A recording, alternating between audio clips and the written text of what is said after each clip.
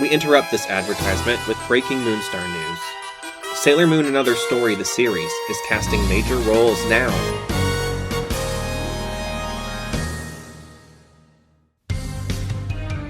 Meet Sailor Venus, voiced by Megan Simpson.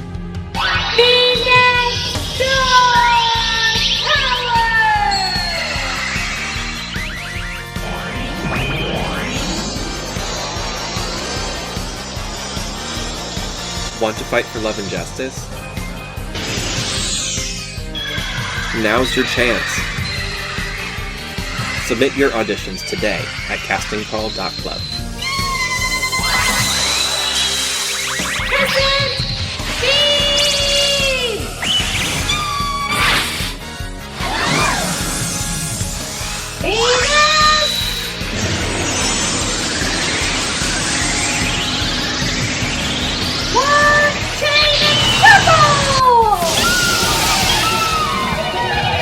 Link in the episode description.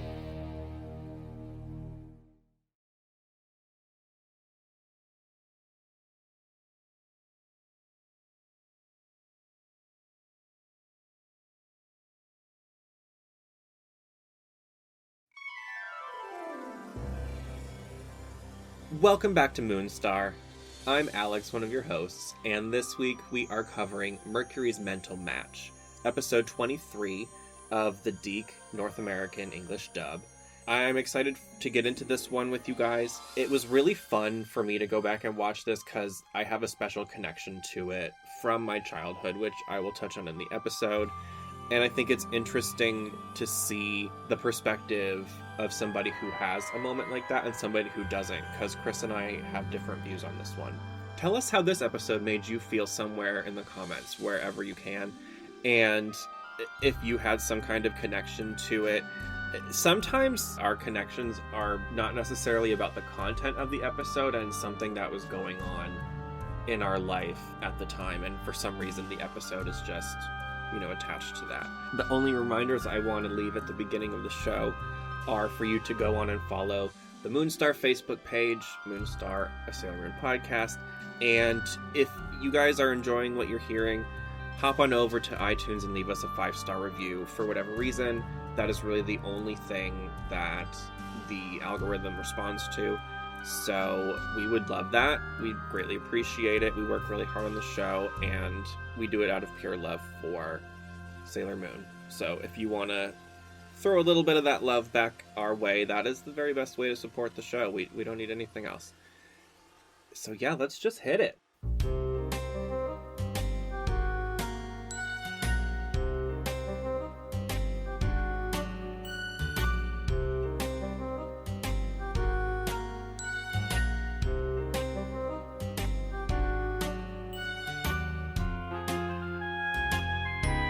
How was the con?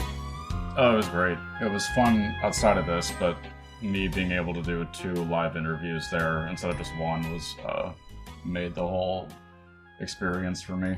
Who did you interview? Tony Oliver, who he's been in anime since it started getting big over here. And then Howard Wang, who's another bigger name in anime too. He's just a modern name. He's only 4 years older than me. Mm-hmm. And you did the production artwork panel, right?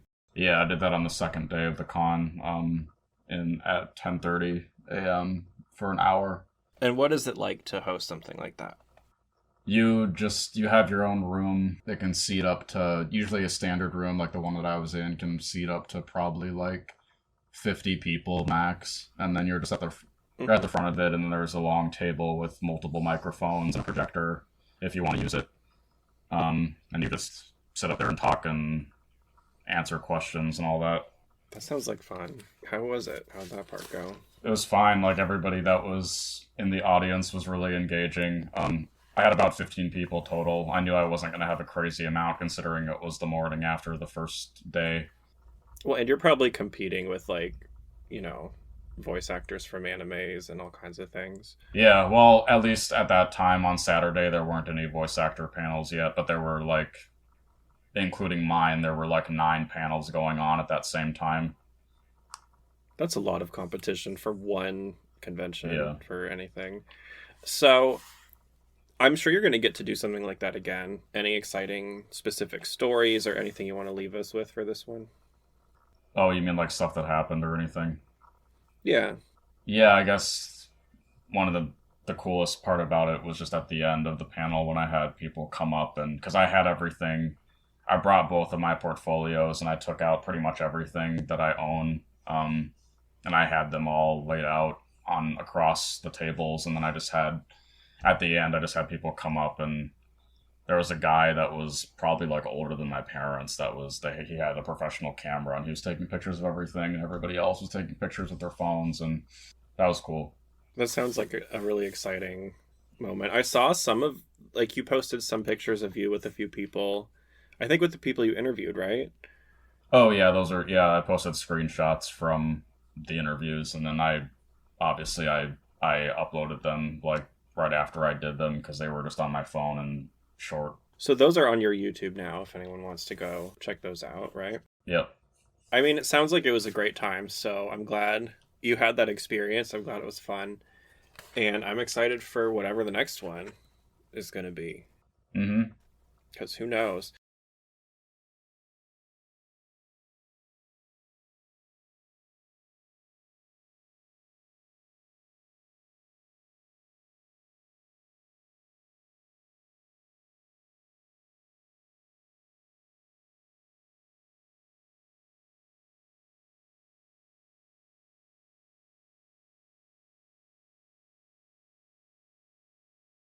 How was your week besides that? It was good this week. I guess the most exciting thing was the interview that I had today. It was with Grant, and it was my first double interview, like two people at once. It was with Grant and Jessica George, who are other big names in the anime VO world, especially Grant.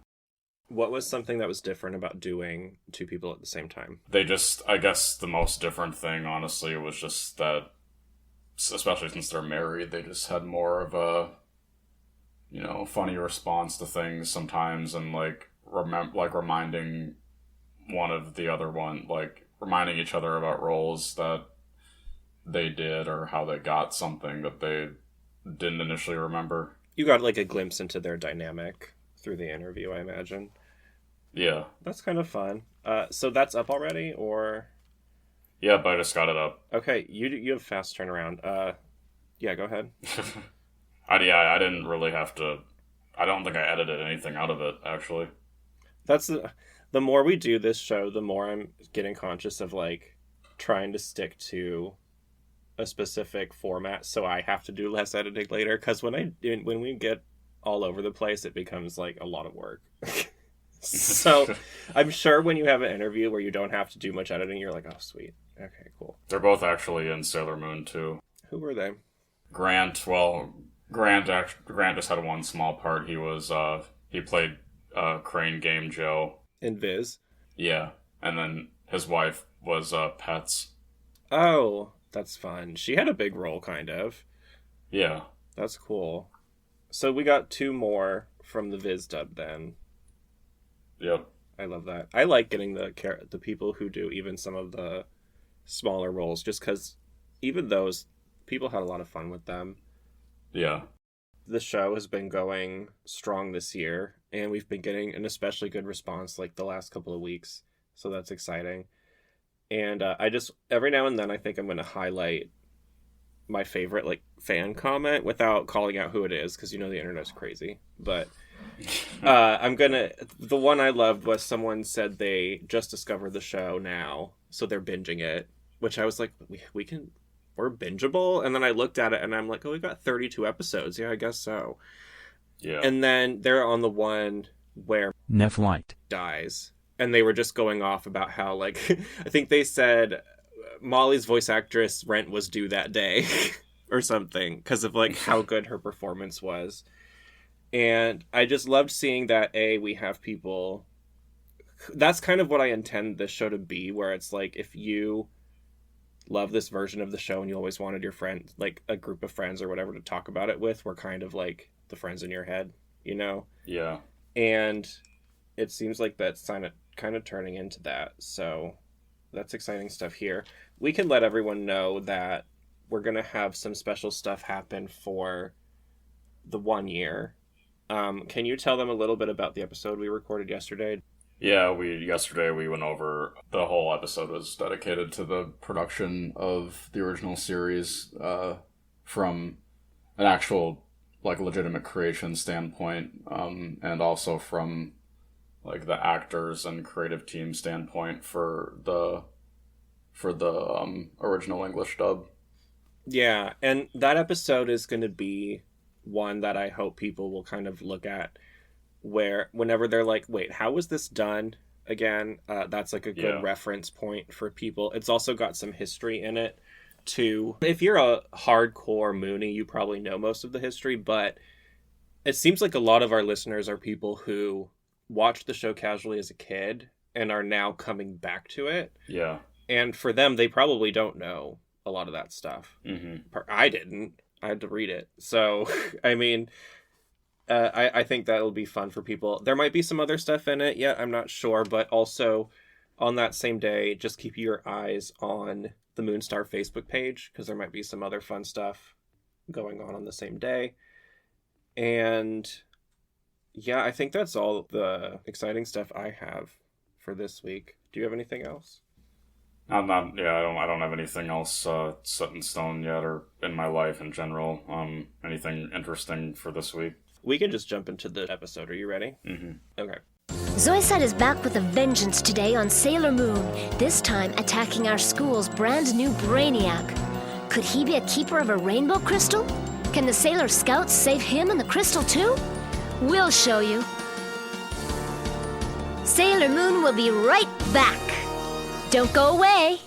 So this one is called Mercury's Mental Match, and the Japanese title is Crushing on Ami, the Boy Who Can See the Future, which is a way better title. You think so? Yeah. I think Mercury's Mental Match is cute, but then again, I appreciate, like, shtick and camp and all, and, you know, the fact that they used 3 M's. I enjoy that. MMM. But anyway, before we even dig into this episode, this is one that I, again, watched a lot as a kid because I had the tape. What's your history with it? I didn't remember it very much. I probably only saw it one time when I first saw it. And when you first saw it, what version would it have been? I think it probably just would have been unsubbed, like a lot, like most cases. Okay, so you didn't have any of the cuts or anything. They had to cut a decent amount out of this one, which you probably could figure out why just from watching, or at least, like, you know, the vision that Greg has later. So in the English, they name our person of the week Greg. What's his name in the Japanese? Rio, that's right. I should know that because he's in the Sailor Moon Another Story, actually. But tell us a little bit about him. He's the human container of the, or however it is, like the human reincarnation of one of the 7 monsters, and then he has the power of premonition, clairvoyancy. Like, he knows when something bad is about to happen. Mm-hmm. And what's his personality like? He's pretty shy and polite. Kind of like a typical, I don't know, like meek but nice teen boy. Yeah, he comes off very, I put smart, kind, but very anxious. Yeah. The anxiety in him is very high in a way that it's not in Amy, even though they're kind of similar, but not really. You know what I mean? She has her moments where she gets in her head and stuff, but for him, he just seemed nervous all the time. Mm-hmm. Could you relate to this character in any way? Yeah, you know, especially when I was that age and even a little bit older. Yeah, I could relate to him on personality when I was younger for sure, but as an adult, this is going to sound really wild, but like the premonition thing is more relatable to me. Because I have had, I don't know if I've referenced it on the show or not, but I've had at least 5 or more very, very distinct, vivid dreams that then came true the next day. So at times it was like poignant stuff, and other times it like was really dumb stuff, and I'm like, what? Yeah. I would say the most recent one is like I had a predictive dream that a carnival, like a fair, was gonna just show up in my town, and it did the next day, and I was like, "What the f?" But again, like, didn't mean anything. There's no significance to it, so I'm just kind of like, why? But I don't know. Do you have anything like that ever? I think I have. Yeah. I'm trying to think of it if it was anything like super significant.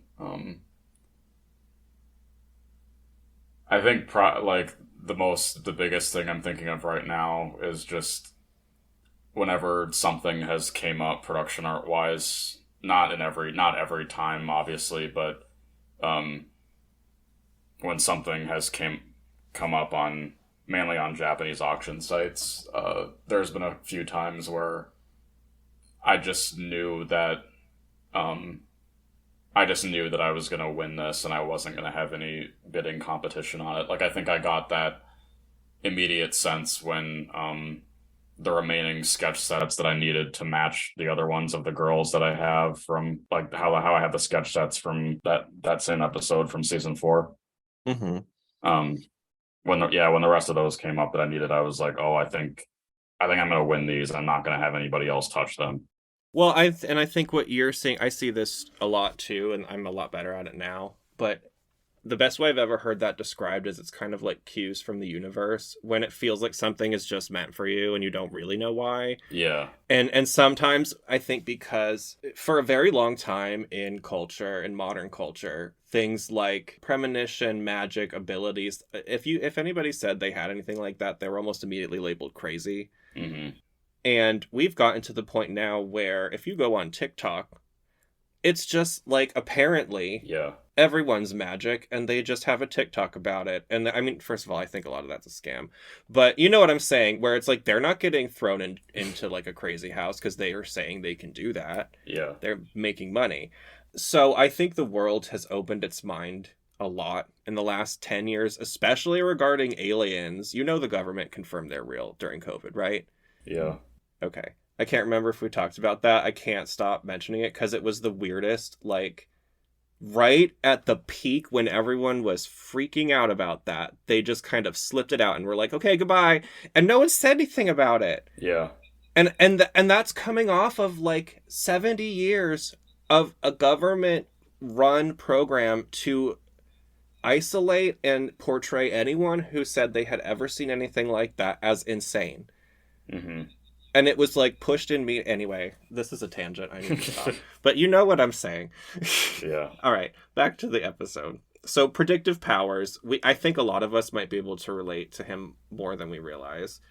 And what does Serena or Usagi catch Greg or Rio looking at? A photo of Ami. Well, the first thing is a news clipping. Do you know what it was from? Yeah. Gosh, I just said that, now I'm blanking. But I know, like, obviously it's about her.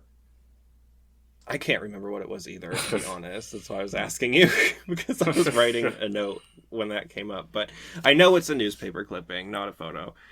And that's significant for later. But we have this cute scene of him talking to Serena about how he thinks Amy's way too good for him. Just take it easy, Greg. It's only an exam. Good luck. You've got a crush on Amy. I just knew it. You've got that clipping about Amy winning the state exams, haven't you? So you've been wigged out on her ever since, am I right? No, it's not that. I'm just striving to be as good as she is, if I possibly can. Ah, I see. So now you come in first, you can spring the news. Are you? Spring what news? Look, I made a lucky guess and got a good mark. Amy's still way better than I am. There! Sure, I like Amy, okay? I like her a lot, but she's still way too good for me. What? Forget it. Phew. You want to get to know Amy better? I got it bagged. I'm outie. Hey, wait, Serena! Huh? Just be careful around water today, okay? Please? What? Water?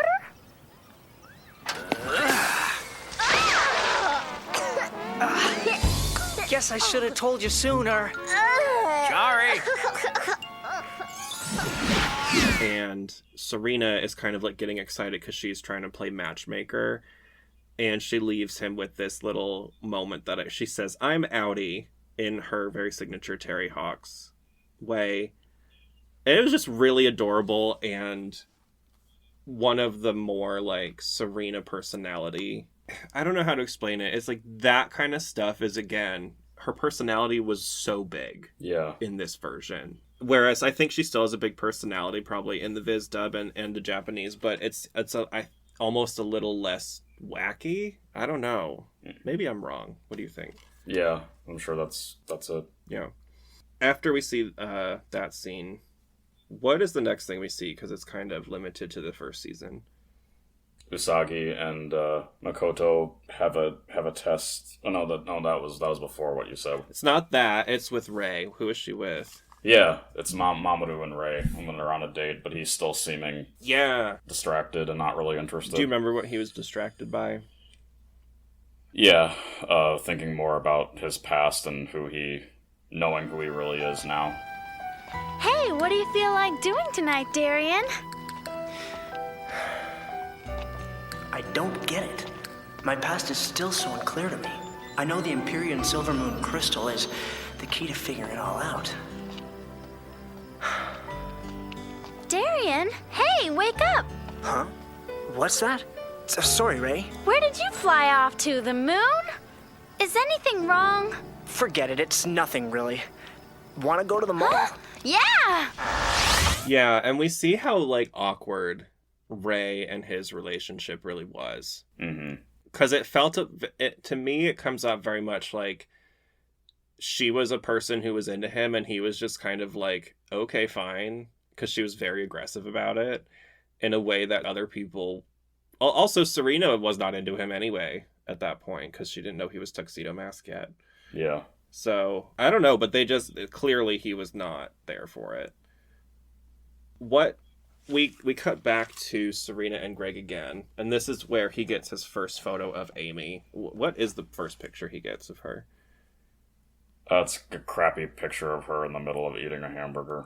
Yes, it's my favorite. I love it so much. I just remember, for some reason as a kid, I thought it was the funniest thing ever that was the photo she gave him, because in my mind, I'm imagining Serena taking the picture. You know what I mean? Like, in the 90s, she would have had to do that with probably a disposable camera. Do you know how to use one of those? Yeah.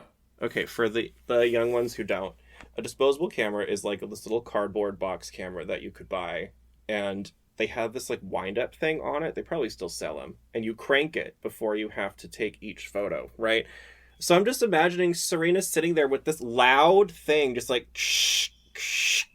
and then like taking this flash photo in the middle of Amy just eating at some random restaurant with no explanation. And then in my mind, I was like, I don't think Amy would have thought that was odd at all. Mm-hmm. Because it's Serena. She would have just been like, oh, okay, that's Serena being strange. I don't know. Did you ever think about any of that? No. Well, all right then. What picture... No, we just did that. About the moon wand. So Luna is trying to tell Serena something about the moon wand. What's going on with it? It's reacting to him. I get to keep this picture? Mm-hmm. It's much cuter than that worn-out clipping. You know, there's way more to Amy than her brains. She can be totally normal. The moon wand is reacting. Does this mean Greg is one of them? Way cool. But don't tell her I've got this, okay? Me? Not a chance. Now on to phase 2. When are you going to get together? After school, maybe? Today? No way. When my dad was transferred and I realized that I was going to be going to her school, I mean, wow, I just can't ask her out. Sure you can, Greg. Time's a-wasting. I don't know. Relax. I'll take care of it. I'll snag Amy after computer class and we'll meet you at the arcade. Okay? I'm outie. Wait. Serena? Yeah, which we know means he has a rainbow crystal. Serena ignores her, though. And what happens after she runs off? Oh, that's when Rio leaves and then encounters Zoisite. Yeah. And what does he tell her? That he knows what he is, and he's not gonna let them do what they want to do. Yeah, he's basically like, I know exactly who you are. I know all about the Negaverse. And he said he knew he was going to become a monster. But even though he knew like that was going to happen, because for him so far, I think all of his premonitions have come true. So he sees the future as unchangeable. Yeah. But he said he's going to fight it anyway, which I thought was very sweet in his character and personality. I wrote here, the animation they used for like the Dark Crystal with him was really, really cool. However, I do think wasn't this the babyface animator? Yeah, you can. I think you can tell by now if it's him. I can, but I don't think he's that bad. Well, I think I've said this before too, but at least I can agree. At least in season 1, he looks a lot better, but his episodes in the later seasons look worse. I'm sure I'll notice something because I don't know why it sticks out to me, but there's one episode in Sailor Moon R I think he did. The one with Mina and the nurse. Did he do that one? I don't know off the top of my head. Oh, well, when we get there, we'll find out. But I've always noticed that one's animation as being particularly odd for some reason. So I'm sure it's probably him. But anyway, in this one, I think he did a great job, honestly. But, so we see Greg getting zapped by the Dark Crystal the first time. And then who shows up here? Oh, yeah, Ami and Usagi show up right when it's happening. Oh, Greg, something's happening to Greg! Quickly, you two, transform now!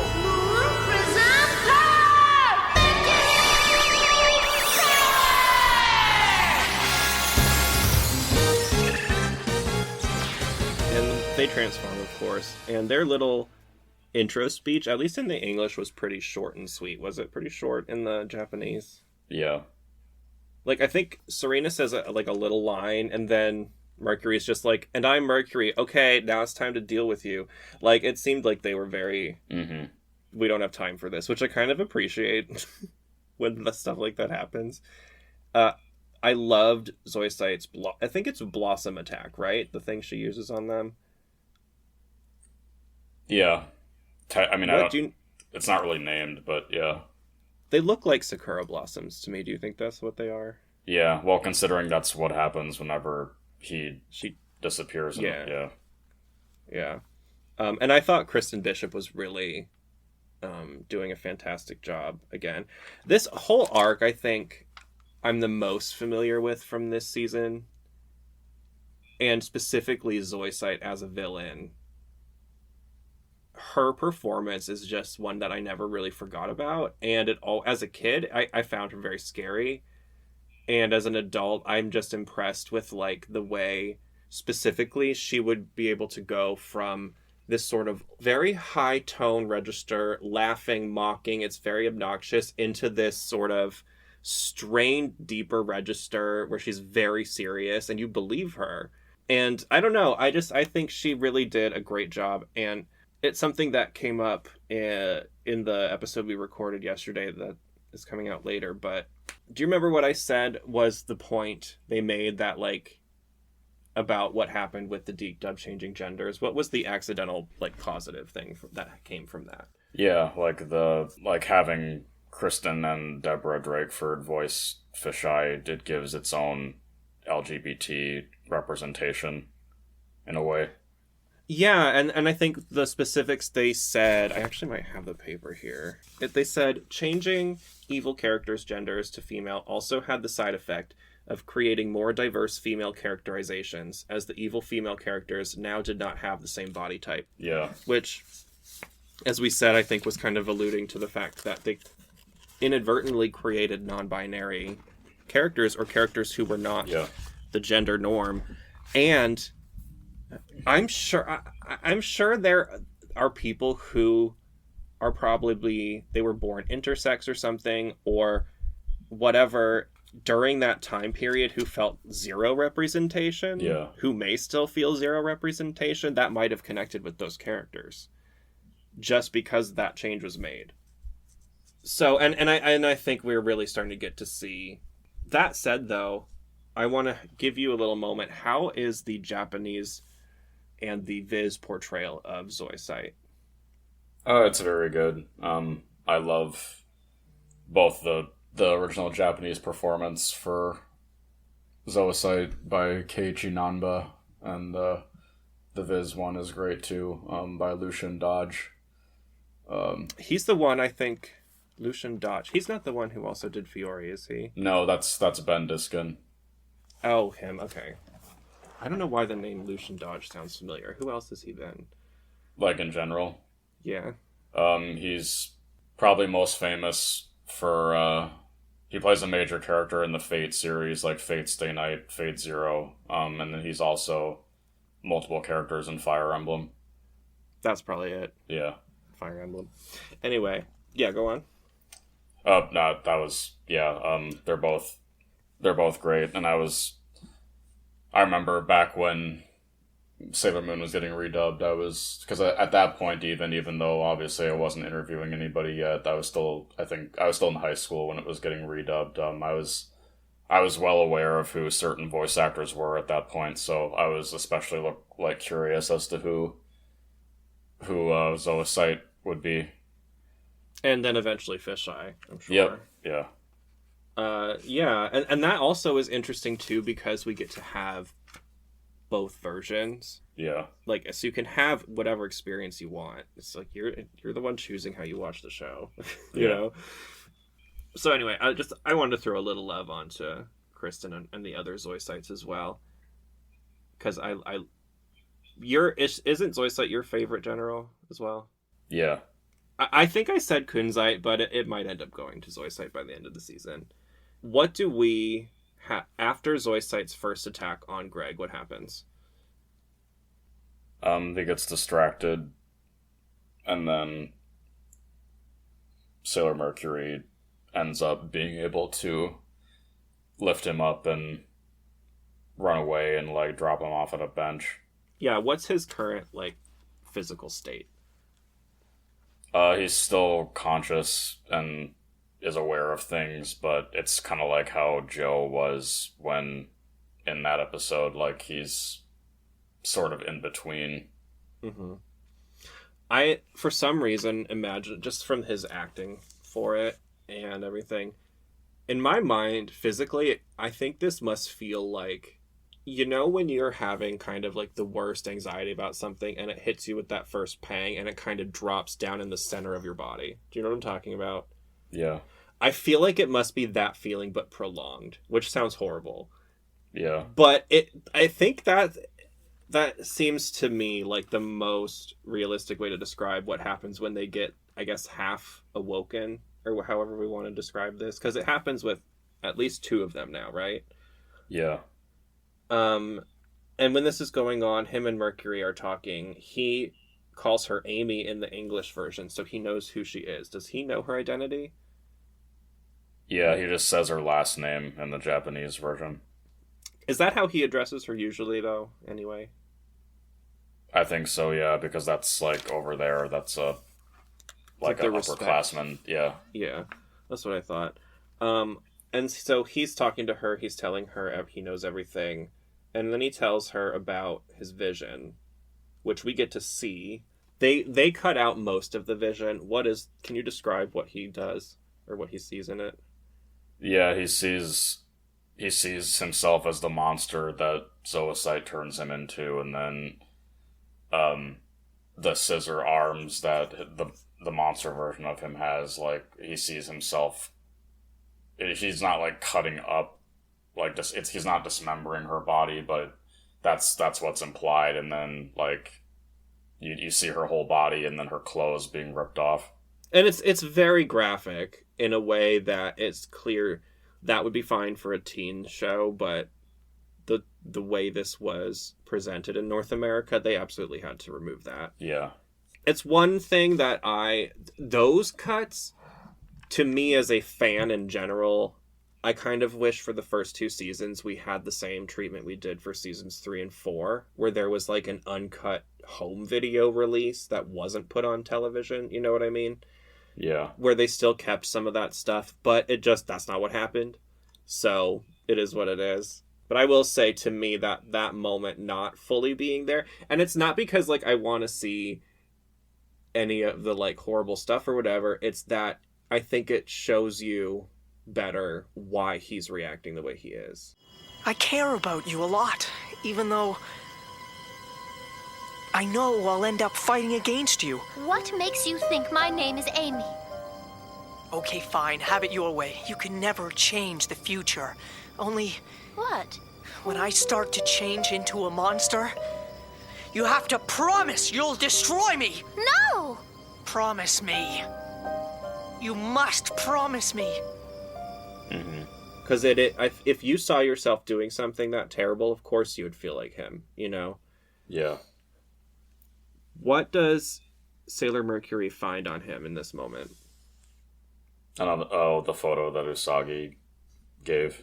Yeah, what's her reaction? She just thinks it's cute. Like, she smiles. She's kind of like, ugh, at first, when she sees that it's like her eating the burger. And then I think, doesn't she put it back? Yeah, without him knowing. Yeah, which I thought was sweet. Like, she didn't embarrass him or anything. And in this part, he also admits that he likes her.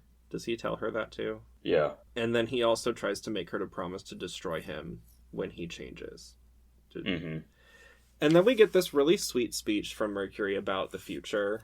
Listen to me. The future is something that you build by yourself. You have to decide what your own future will be, Greg. If you give up, you'll never control your own destiny. You're right, Amy. Sailor Mercury. And how it's essentially like, even if you maybe think you've had these visions or whatever, every decision you make shapes your future, and you have to like decide who you want to be, so you have agency and basically and stuff like that. And I thought it was actually very deep and poignant. What does she talk about in the other one? It's the same kind of thing. Just like kind of, design your own life, basically. Yeah. What do you think of that message? It's a good thing to have in a show like this, if kids can understand it, at least. What does it mean to you? I guess just, if you want something enough and you're passionate about it, then just let yourself go for it and don't let anybody restrict you from it. Yeah. And also try not to like bog yourself down with whatever you want to call it, but quote, the noise. And the noise could be people in your family telling you what to do, friends telling you what they think you should do. Maybe like you are feeling weird about, I don't know. Everybody does weird stuff when they're a teenager. You know what I mean? And I think for some reason, people are very hard on themselves for things that are very mundane for a long time. So, like, maybe you're beating yourself up about that. Whatever it is, you have to kind of drown that out, figure out who you are, figure out what you want to do, what you want out of life, because no one else is going to live your life but you, for you. Yeah. And then just go for it. Like, because what else are you doing here? Do you know what I mean? Like, I don't know. Maybe it's because I'm older. Maybe it's because I'm a teacher. But, like, the whole idea of, oh, I can't do this or I can't do that because I need to be cool or because that's, quote, cringe or whatever. I'm just like, yeah, sure. Like, go ahead and live your life like that and then never do anything. I don't know. What camp are you in? No, like, I can agree with that, though, too. Yeah. And I think a lot of that comes with age as well, for sure. So after this whole moment with Mercury and her speech about the future, Zoisite shows up again, and we get more of this cool animation, and he's changed into a monster, but what happens? All right, Bamboo Kid! Show the girls some of your better tricks! Your destiny!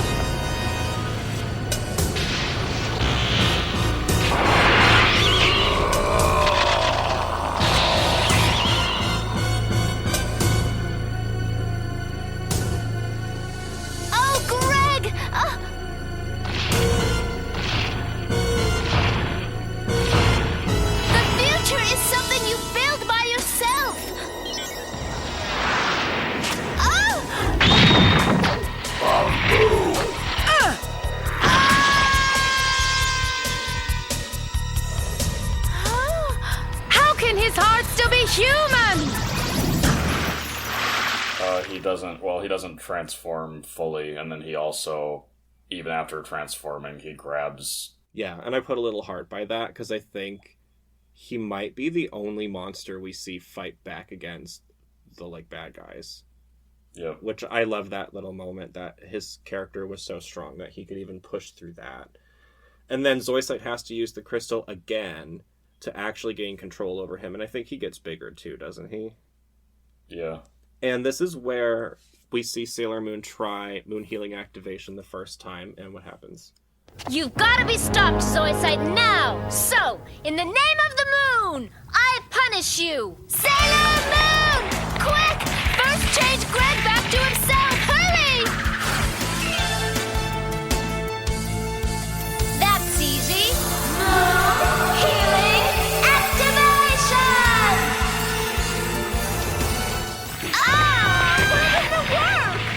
Sailor Moon, I think it's because he's too powerful for you to heal him. You've got to wear him down, then try it again. It doesn't work because he's powered up, essentially. Yeah, what do they have to do? Weaken his energy. So that he'll be able to be changed back. So he starts chasing them around because it's just Moon and Mercury, and I guess what are they going to do? So who shows up? Mars and Jupiter, and they immediately use Fire Soul and Supreme Thunder to transform the two weapon arms into, after they use their attacks, they transform back into, like, household utensil items. Yeah. I actually didn't catch that detail because I was probably writing a note, but I'm remembering it now, you're right. And then, for some reason, Mercury uses her bubbles. It's like the one time she ever uses them that I'm like, why? And then he gets changed back to Greg. Who gets the crystal this time? Oh. Who is it? If you don't know, I'll just tell you it. Go ahead. Oh yeah, the Sailor team gets it this time. Yeah, so this is the third crystal, right? Yeah. So one is with the Negaverse, one is with Tuxedo, and one is with the Scouts. Is that correct, or is two with Tuxedo? Yeah. They that's... got the first one, right? The Negaverse? Yeah. Okay, yeah, so they have one each at this point. And the reason I'm kind of like focusing on that a little bit is because something we touched on again yesterday, but like people have to keep in mind the show aired very slowly, and there was like probably, I don't know, at least 6 months to a year, depending on if it was an everyday or a weekly time slot, where a lot of the characters had just not even been introduced yet. So this moment with the rainbow crystals would have had some suspense building over time. And it was kind of, who is going to get the next one? How is this really going to play out? Because you couldn't just binge it. It wasn't on Netflix, or whatever. Yeah. Like, you had to wait and see it. But anyway, so each one of them has a crystal. We get this really cute moment between Greg and Mercury before we find... Oh, what does Amy give Greg as a goodbye? A different photo. Yeah, what's the new photo like? It's just a better, like, normal one of her. Yeah, she's in, like, a cute little... I think it's a blue dress with maybe a red or a pink ribbon, and she's just very formal and nice looking. And she says, Ah, cool. Take this one instead. It's a lot better. I don't have my mouth wide open like Serena. I don't always have my mouth open. I was like, why is she reading Serena right now? I thought that was so funny. But where's Greg going? What's going on with him? He's transferring schools. They made them have a relationship, but then they couldn't keep him there. Although, spoiler alert, this one might come back. I'm just saying. What is the last thing we see this episode? It's not the picture, is it? Oh, actually it is. Right before the picture, what do we see? I don't even know. Oh, it's fine. As the train's leaving, we get this really cute shot of Amy running and like waving and smiling and stuff, and they do a special background for it. It was just really well done, I thought. Oh, yeah. And then, we get the photo that we described earlier, they actually show you the picture she gave him right at the end, which is really cute. Bye! Bye. See you again, Greg. Hope it's soon.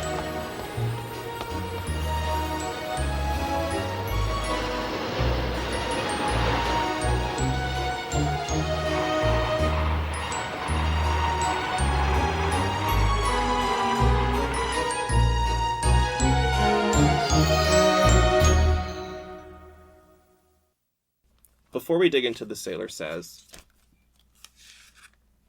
let's do the ratings first. Go ahead. 3. I give this one 5 stars. I love this episode. Really? Okay. I love this episode. I spent so much time watching it as a kid. I spent a lot of time drawing from this episode on, specifically when I was still on vacation in Minnesota. We were like at my aunt and uncle's lake house, and I was up, in the loft where the kids go to not bother people. And I just had this tape on, and I was so obsessed with her bubbles attack, I would like pause it on these frames and try to draw them. And I was not good at it. Oh. But I remember just sitting up all night doing it, and I used this episode for it. So I kind of have like a core memory attached to this one. So for me, it's going to be 5 stars. I could not even begin to tell you what it would be without that memory, because I don't even know how to do that. I just think it's a good one. Why is it 3 for you? Probably, I guess a main reason is just because of the animator. Fair enough. I think I don't know. There were a few moments in this one where it is a little funny, but I think I just read it as them being younger because it's season 1. I don't know. Maybe it's just the way my brain does it. But he doesn't bother me that much. Yeah. Then again, none of this is next to Ito's work right now either. Right. So it's not really being compared. All right, the Sailor Says, I know I'm not the best student in the world, like Greg and Amy, but it's important to take school seriously.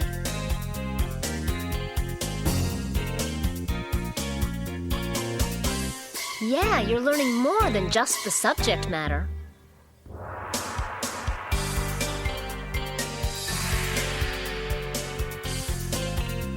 And some people actually learn to be on time, Sailor Moon says. This week was all about... This was a pretty bad one, honestly. It's literally... And there's so much long pausing in it. It's just like, take school seriously, 45-second pause. It's about more than just the subject matter, 30-second pause. Sailor Moon says... Like, that was it. It was so weird. But I guess, yes, take school seriously, and yes, it's more than just about the subject matter. Let's expand on that. Besides actually learning, whatever you learned in class, what's one thing you feel like you got out of going to, were you in a public school, private school? What was your situation? Yeah. Public school? Yeah. What do you feel like you got out of that besides just learning academics? Just how to, it's not a good thing, but I think honestly everybody should go through it. Just how to deal with negativity and bullying and people shaming you for no reason, and gradually getting over that and standing up for that. I just think that, I'm not saying people should go through getting bullied, but I just think if you do, then, or if you have some kind of conflict when you're that age in school, then it just prepares you for dealing with more real stuff in that realm of relationships later in your life. And then depending on what happens to you, then you just become more it takes you develop more of a tolerance for that stuff. Yeah, I think school, depending on the individual, can be a really good learning experience, can not. Especially as we're going further into the future and being a teacher, I have a lot of students where the traditional school model just doesn't work for them because they are that mentally different. And it's not even a negative thing. Those same students are also usually so wildly smart. It's like astounding. But again, when you're a smart kid in a public school, you usually do have to deal with a lot, because people don't want to hear your smartness. It annoys them. Like, you know what I mean? And they get intimidated by it or whatever, and then they lash out, and it's a human thing, but, you know, that is unfortunately the experience for a lot of smart people, or just anyone who is even a little bit left of center growing up. You know what I mean? Yeah. An interesting point about that, though, because I do sort of agree with you. Like, I'm not saying people should, quote, be bullied, but I do think that it's going to happen because it's always happened. Yeah. Do you know what I mean? It's one of those things where, like, we absolutely should make sure it doesn't get out of control. We shouldn't let it get physical. We should be patrolling. Like, cyberbullying, by the way, so much worse than in-person bullying. That sounds weird, but it's because people have access to these kids when they're at home. Yeah. Not just when they're at school. So they never have a break. But so, like, there are definitely things that need to be addressed, and kids need to be kept safe, but, like, you're never going to stop every negative comment from happening. Yeah. But between middle schoolers, are you kidding me? Like, the stuff they say to their teachers, let alone each other, is just wild. And it does. Going through stuff like that makes you stronger. But also, you know who Sia is, right? Yeah. She has a song called The Fight. And in it, some of the lyrics reference that everybody plays bully and everybody plays victim at some point in their life. And I think sometimes a lot of people don't even realize when they're playing a bully character, because that might not even be their intention, but that's how they're being perceived by someone. And I just, as I've gotten older and my experience with people in general, have you ever seen, I don't know if it's from a movie or what, but I swear I saw this in a movie where, you know, all the kids, like, think about Mean Girls, like all the Janice Ians and everything like that, and all the kids who are alternative, I guess, are talking to someone about the popular kids, about how terrible they are, and all they do is, like, this and that, and they talk crap behind people's back or whatever. And then I think the teacher says something like, oh, so, like, exactly what you're doing to them right now. Mm-hmm. Right? And then, of course, the kids are like, no, it's different because they're pretty, or it's different because blah, blah, blah. But that is kind of, like, eternally how it always has been, right? Yeah. The groups bully each other. It's never just, like, a one-way thing. I don't know. I wasn't expecting the Sailor Says to bring all that up, but what's your experience? Let's put a useful bow on it. Let's say you're someone who has gone through incessant bullying for whatever reason, whether it's recently or a long time ago. What is one thing, one tool that you have that really helps you process that pain? You mean like something that I have now that... Yeah, like, it could be whatever. Just something that helped you let go of some of that. A lot of stuff now. I mean, I think I'm sure we've talked about it before too, but just looking back at content that I've made in the past, like now, for the last 3 years, and I have a pretty big record collection, so I can just put something on. Do you mean like records, like actual vinyl? Yeah. Okay, I love that. Go on. Looking at certain animal videos, just, I don't know, basic stuff like that a lot of people would do for that kind of thing. That sounds to me like stuff that just pulls you up out of the doldrums a little. Yeah. Did you ever have, like, how was your bullying situation kind of mild? How was it for you? Yeah, it was never really physical, fortunately. It was all that's good. Verbal stuff, yeah. Did it go on for a long time? It lasted pretty much the entirety of middle school, and then once I got into high school, it mostly stopped, especially after I got contacts and I fixed my teeth, like, shortly after I started high school. Did you have to go through braces and everything? Yeah, but there weren't any problems or anything. Oh, you did it, like, way after I did. When I had braces, it was still more of a production, and I had them for, like, it was only supposed to be 2 years, and then it was 4. Oh. And at the end, they put, like, a weird it's called a Herbst appliance. It's like this metal contraption that they cement to your teeth, and it has a bar that pushes your lower jaw forward every time you close your mouth. Yes, it's awful. And like, so yeah, I had to fix my teeth too. And it wasn't even a cosmetic thing. It was like they were coming in like under my tongue. And I was like, what is going on? And then fortunately, you know, they took care of it and it's great now. But that having a good smile is something that I would say, not just in my personal experience, but it really does boost people's confidence. Don't you agree? Because then when you're smiling for a picture, you don't feel like you have to, you know, keep your mouth closed or whatever it is. And a lot of times people don't have bad teeth because they did anything wrong. Yeah. It's just their teeth. Anyway, one tool for me to process a lot of that, because I had a really intense bullying situation that I don't want to get into.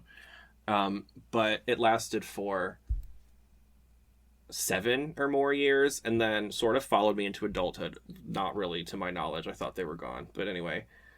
And that was a lot to process.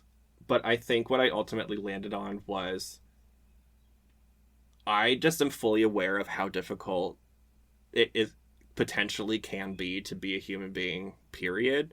Then you add on all of things like financial burden, family stress, whatever, like things that press anybody.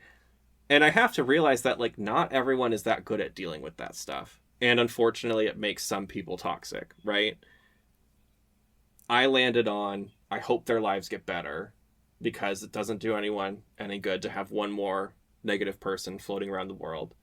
But also, I don't have to be there for it either. You know what I mean? And I think that's kind of healthy, but I don't know. How do you feel about something like that? Yeah.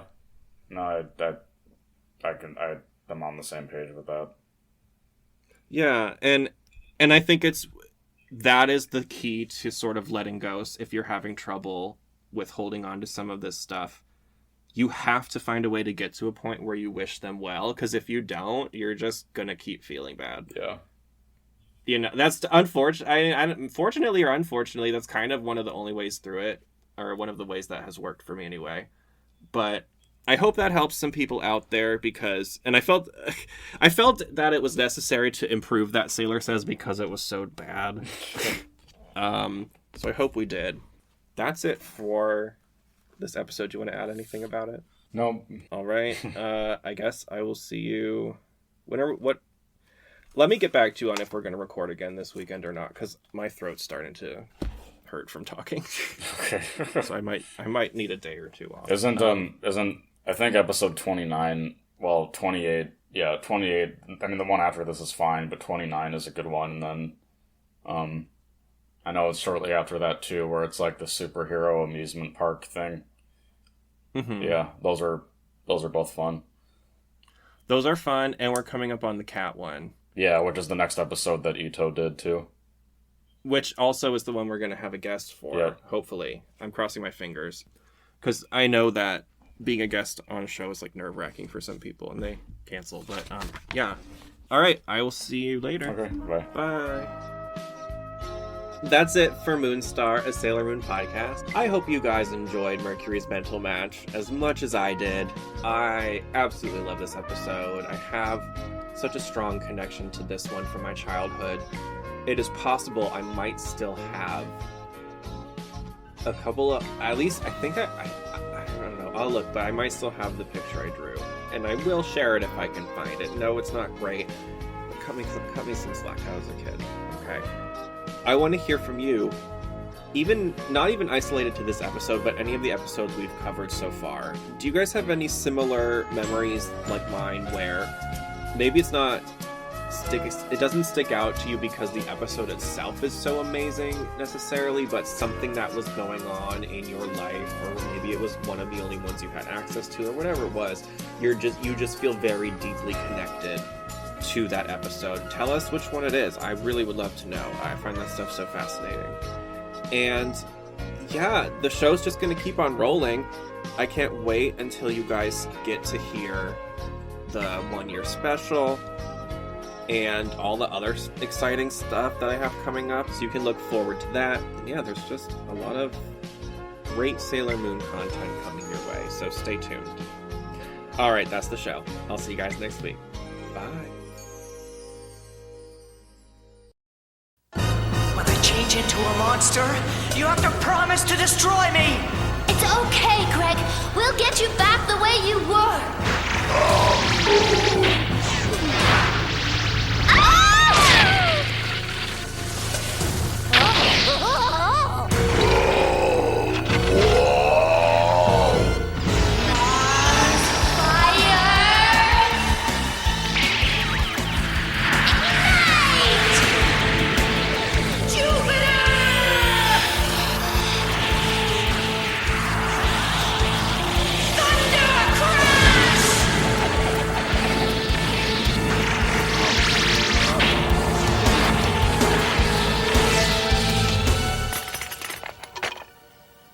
Sorry we were late. We wouldn't want to miss this. Yeah, no way! Mercury bubbles!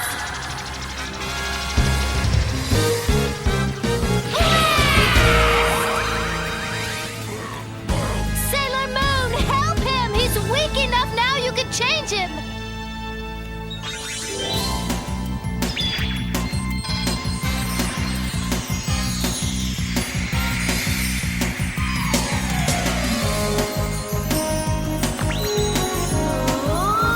Tiara magic!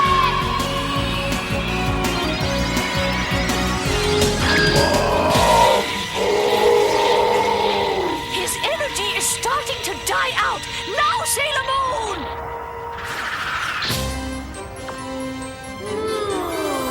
Healing! Activation!